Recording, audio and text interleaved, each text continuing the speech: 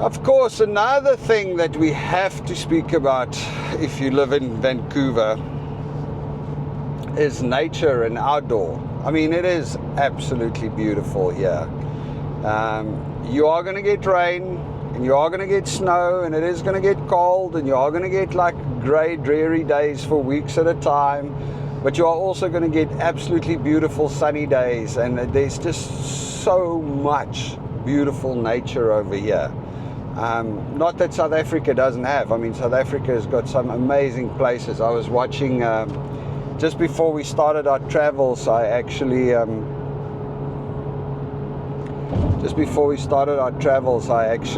and Belinda did a job there in Cape Town in the Fynbos, where we, for the Absa Cape Epic. And I came across some videos of the mountains there where we put up the banners and waited for the cyclists and the sunrise. I mean, it is absolutely stunning. So yes, South Africa's got some amazing places. But over here, there's just, I love it. This is my kind of place. The big old growth forests, the large trees, the water. I love water. It's just amazing. And there's so much of it, and it's all around you. So yeah, that's great. And we are going to start this summer. I'm going to make a point of doing a lot more outdoorsy stuff, getting away from these screens that I'm just like always in front of. Go do stuff outside. We're going to have at least one community braai a month for the rest of this year. End of the story. Enough is enough.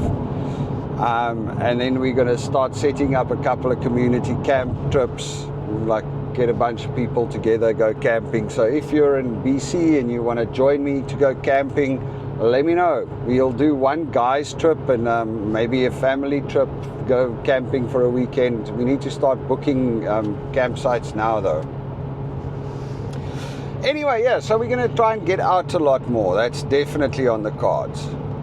It is beautiful, beautiful, beautiful out here. And then, of course, I mean, the fact that we have electricity all the time, that helps. Sorry, Safas, I'm making a joke about South Africa's rolling blackouts. Just like still going on years. How many years is it now? It's more than I don't know.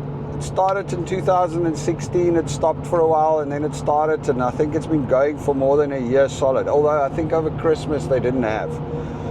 My mom was saying that it's like back again with a vengeance every now and again. They had last week or the week before,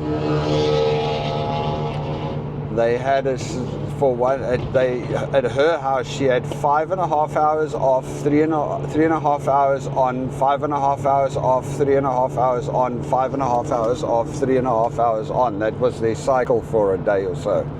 So yeah, that sucks. I mean, that's just not cool. So over here things work generally. There are the fringe things that like we complain about, but you know, everything else works generally. And the cops, the system, the police also. Sorry, it's something I forgot when I spoke about the crime. You know, the cops actually, they do stuff. They try things. They try and catch the criminals. And in West Van, they are really good at it. There's obviously the little grey area of what happens with the criminals once they catch them, because it's Canada's got the catch and release system, but you know, they are working at that too. They are busy fixing it so they can try and avoid those things. And what else is nice about Canada? Well, some people are going to disagree with me here, because I know not everybody loves the US. I like the US. I think the US is like the front end of the world at this stage, and maybe it won't be forever, but that's where all the newest tech comes out of. That's where all the newest amazing things happens, and it's right there. It's right here next to us. I mean, we can go to the Boeing factory, we can go to the Nike head office, we can go and visit places there. We can go to Vegas, we can go to, I mean, it's all just a hop, skip and a jump away, whereas in South Africa we're at the bottom end of the world. Should World War III break out, though, South Africa is probably a better place to be than Canada or the US, because all the bombs are coming this way. But for now, this is the cooler place to be. Okay, what else good can I say about Canada? I enjoy it. I love it. I can get anything. Oh, I suppose it's also got to do with the being close to the US. It's like anything you can think of that you can want, you can find. It's just the way it is. It's easy. You've got access. I think that's one of the key things. Access to services, access to products, access to things that you don't necessarily have access to when you're in South Africa, or you have access to, but it's much more expensive or much more time consuming, or, you know, there's access is a big one.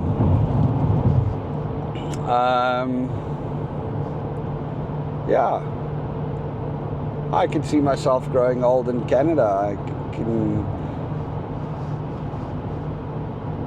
There are issues, like I said, but I guess that's one of the good things, is there's hope. And that's a big thing. There's hope in Canada. You know, I am unhappy with the carbon tax, but I have hope that we can get it changed. The people can vote in the next election and select a different prime minister, and we can get it fixed.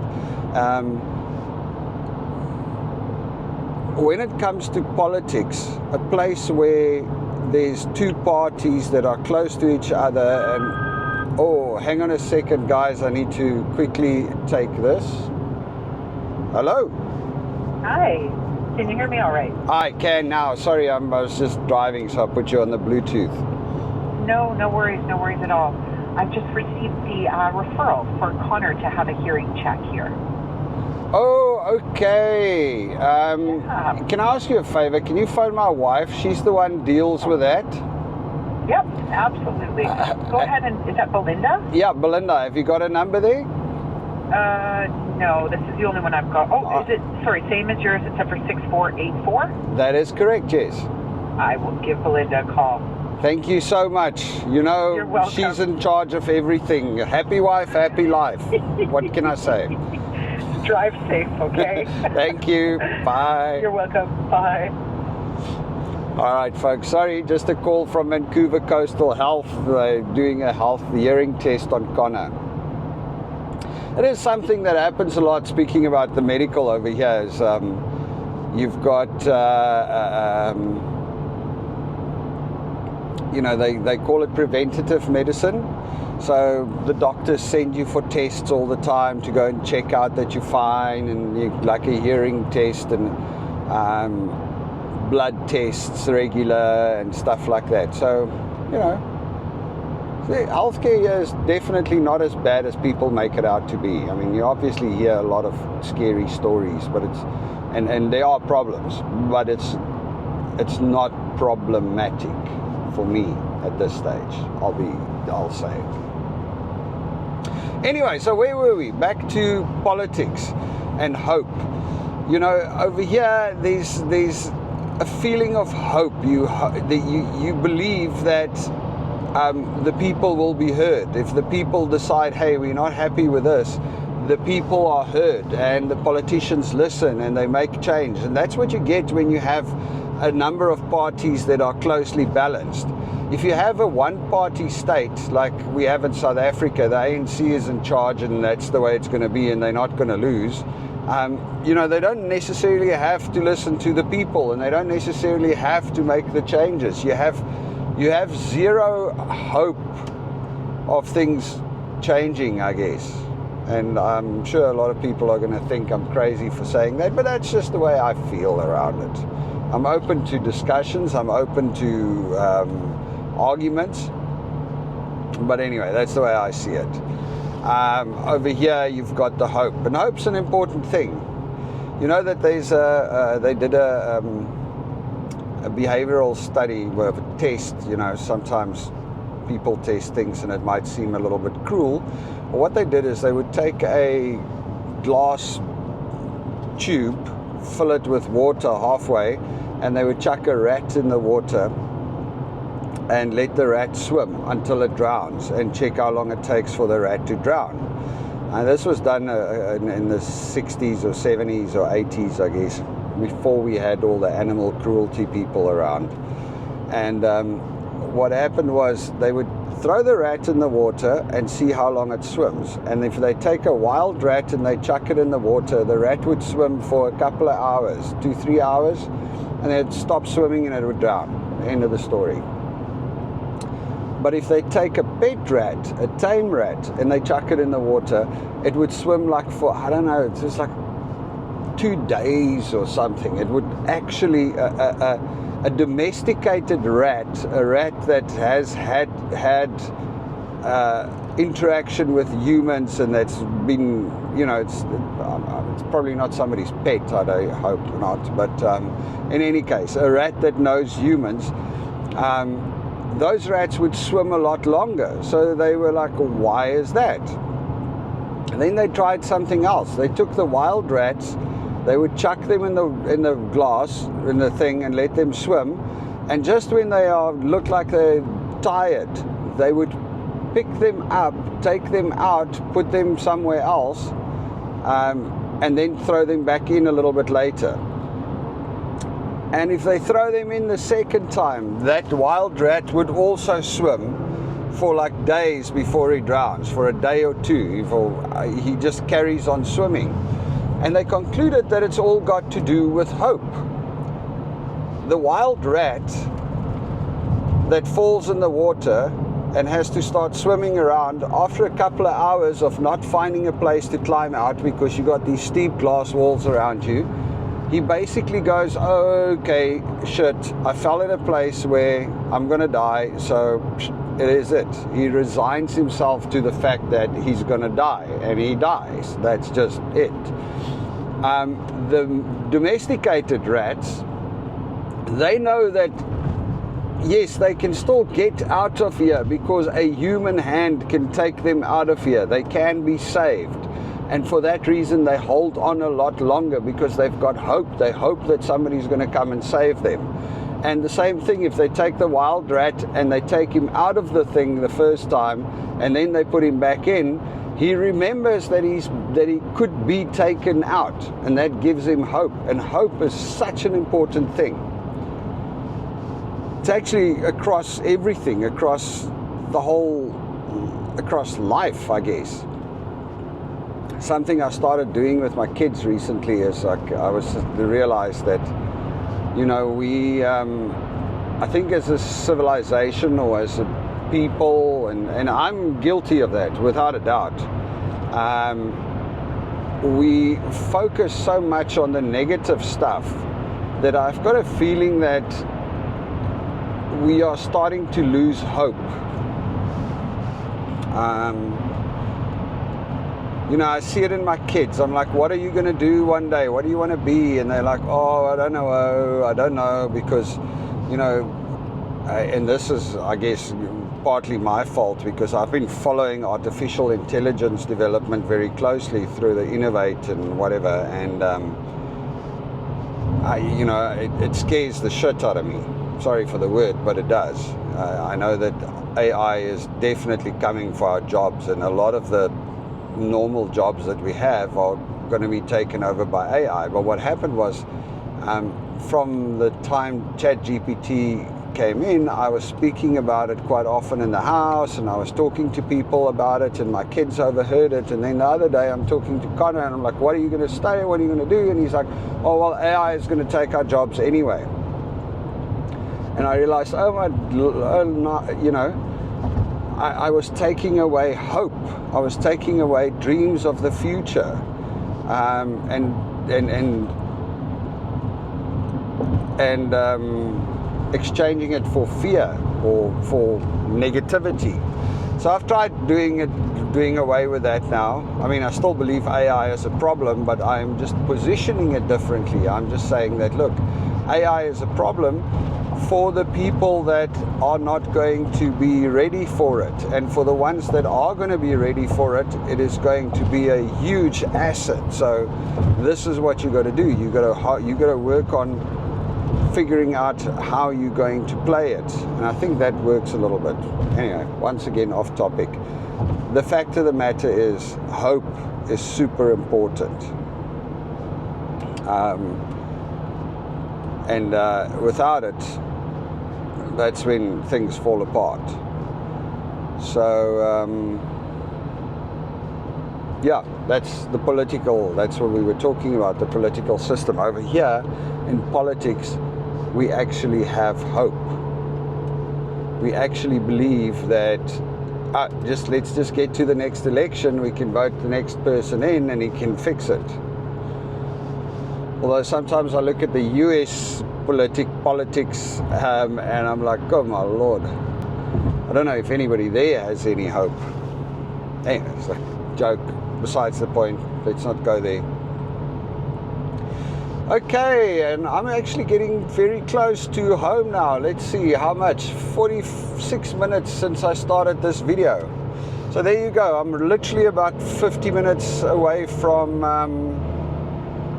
the US border, and the traffic is generally pretty good.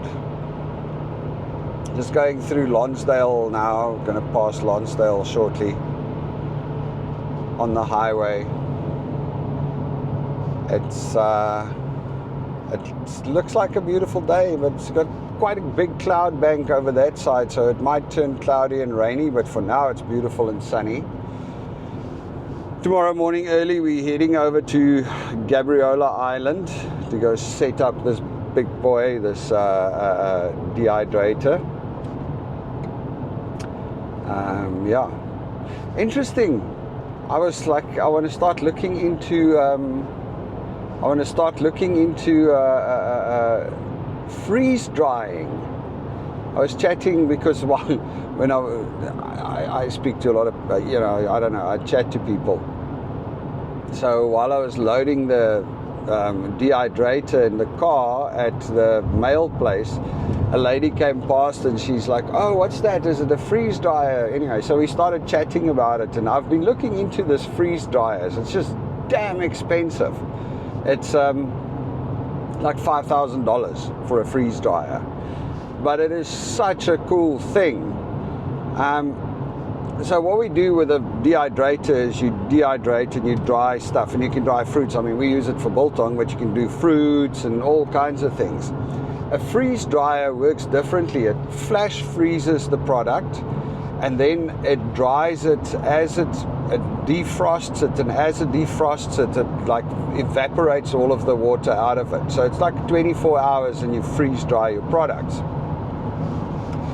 And then they say, this lady was saying, because I saw it online and I was like, well, I don't know. And this lady started chatting and she said her friend has got a freeze dryer.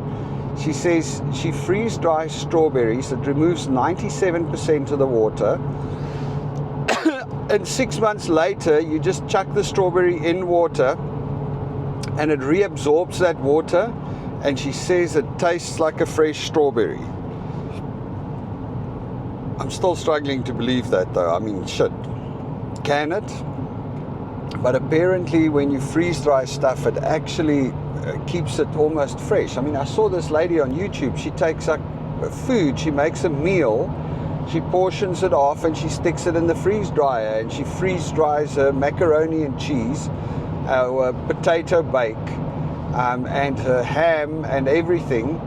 And then she takes it out of the freeze dryer when it's rock hard, and she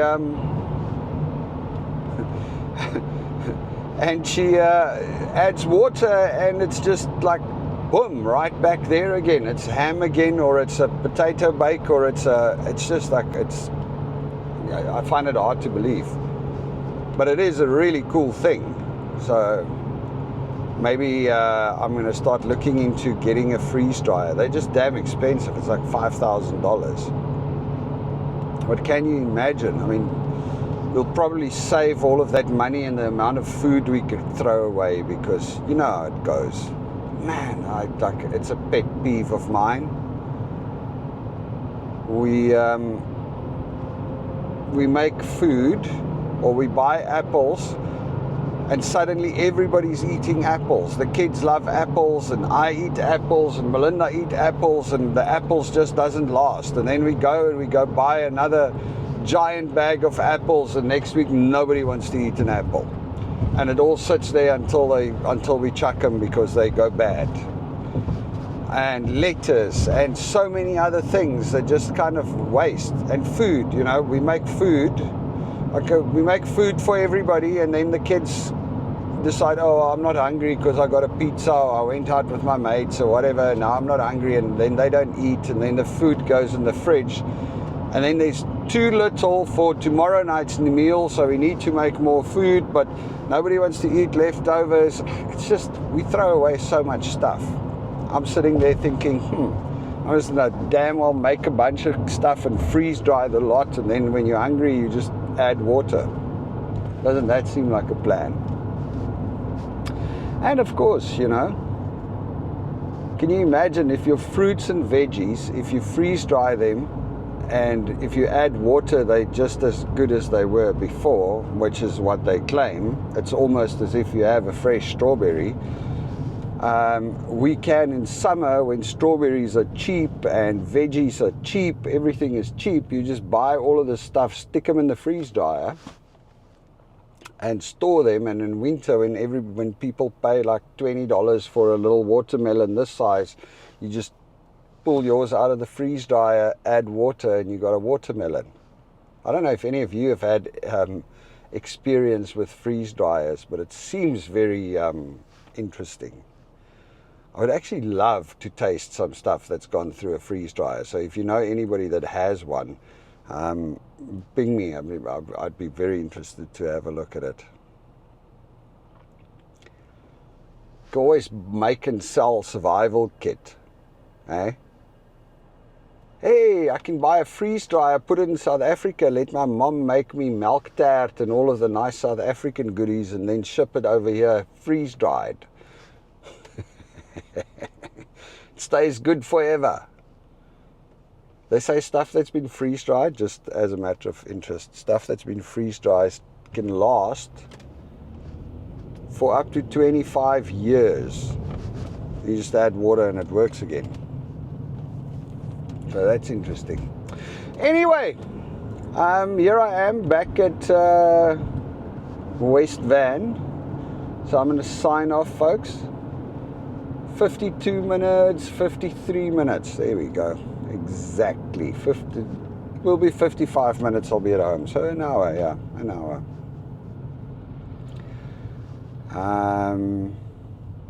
I hope I didn't talk too much crap.